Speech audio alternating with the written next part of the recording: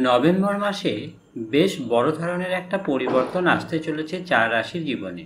আর এই 4 রাশি হবে নভেম্বর মাসের জন্য মহাভাগ্যশালী রাশি। এই মাসে আপনি যে ধরনের পরিকল্পনা করবেন সেই ধরনের পরিকল্পনা করেই আপনি সফল হবেন। নভেম্বর মাসে দুটি গ্রহ বেশ পাওয়ারফুল হবে, এক মঙ্গল এবং 2 শনি। শনি বর্গোত্তম হয়ে গোচর করবে এবং মঙ্গল মীন রাশিতে বক্রী অবস্থায় থাকবে।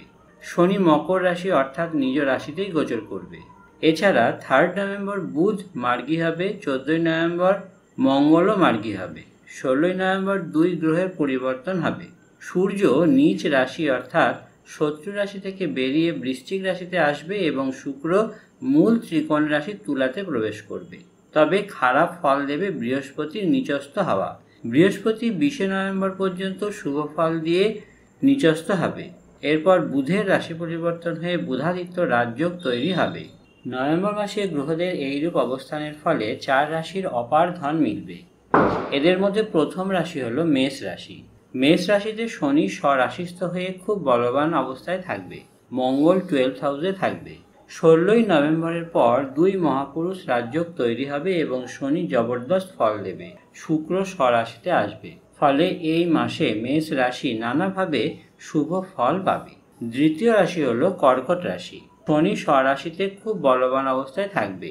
16 নভেম্বরের পর শনি এই রাশিতে জবরদস্ত ফল দেবে। এই মাসে মালব নামক এবং শশ নামক রাজযোগ এই রাশিতে তৈরি হবে। এই 2 রাজযোগে কর্কট রাশির নভেম্বর মাস বিশেষ ভাগ্যশালী অবস্থায় যাবে। তৃতীয় রাশি হলো তুলা রাশি। 16 নভেম্বর থেকে এই রাশি শুভ ফল পেতে থাকবে। মঙ্গল কম ফল দিলেও শনি প্রচুর শুভ ফল দিতে থাকবে। বেশি শুভ ফল মিলবে 16 নভেম্বর থেকে। চতুর্থ রাশি হলো মকর রাশি। এই রাশিতে শশ নামক এক মহাপুরুষ রাজযোগ তৈরি হবে।